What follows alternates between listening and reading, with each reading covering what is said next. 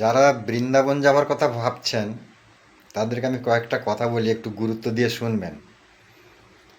প্রথমত কথা হচ্ছে, যাওয়ার টিকিটটা কিন্তু আপনাকে 2 মাস আগে কাটতে হবে, আসার টিকিটটাও কিন্তু 2 মাস আগেই কাটতে হবে। এরপর কথা হচ্ছে যে সকাল 8টার সময় কিন্তু টিকিট কাটবেন। 8:30 বেজে গেলে কিন্তু আর টিকিট, কনফার্ম টিকিট পাবেন না, কারণ ওয়েটিং লিস্টে চলে যাবেন। ওয়েটিং লিস্টে থাকা মানে একটা টেনশন, হয়তোবা হবে হয়তোবা হবে না, কীভাবে আপনি প্রস্তুতি নেবেন। এই জন্য সকাল 8:30টার আগে টিকিট কাটবেন। 8টা 10-এ টিকিট কাউন্টার চালু হয়ে যায় অনলাইনে। সকাল 8টায় থেকে প্রস্তুত হয়ে নিন। এইবারে হচ্ছে, যখন যাবেন তখন গায়ে দেওয়ার জন্য অবশ্যই চাদর জাতীয় জিনিস নেবেন, কারণ এসি গাড়িতে যদি যান সারাক্ষণ এসি চলবে।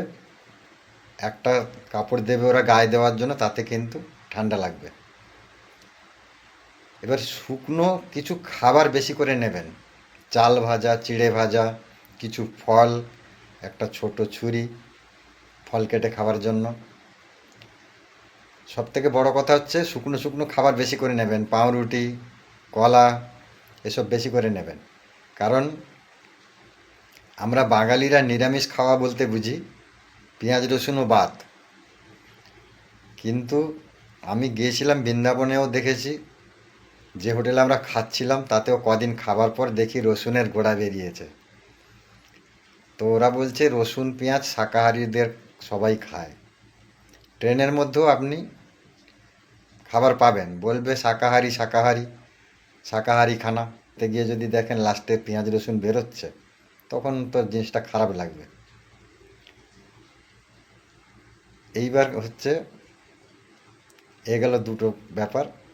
কিছু ওষুধপত্র সঙ্গে নিয়ে নেবেন, যেমন ধরুন আপনার পেট খারাপের ওষুধ, জ্বরের ওষুধ, সর্দির ওষুধ, মাথা যন্ত্রণার ওষুধ, এইসব টাইপের কিছু ওষুধ সঙ্গে নেবেন।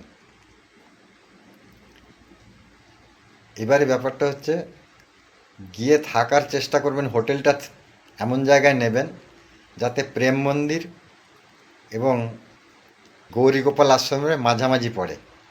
কারণ গৌরীগোপাল আশ্রমে যদি সবসময় খাওয়া দাওয়া করতে পারেন, সেখানে কেউ পয়সা চাইবে না। আপনার ইচ্ছে মতন যেটুকু পয়সা দেওয়ার প্রণামী বাক্সে দিয়ে আসবেন। সেটি যেহেতু একটি আশ্রম, সেখানে সুন্দর, একদম নিরামিষ সুন্দর খাবার পাবেন। 24 ঘন্টাই ওখানে খাবার পাওয়া যায়, কেউ পয়সা চাইবে না। আপনার ইচ্ছে হলে দেবেন, না হলে দেবেন না। তবে আমি বলবো, যেহেতু আপনারা গৃহস্থ মানুষ, সাধু সন্ন্যাসী নয়, আপনারা কিছু পয়সা দেবেন, যেটুকু আপনাদের সামর্থ্য। সবাই ভালো থাকবেন, বৃন্দাবন ঘুরে আসুন।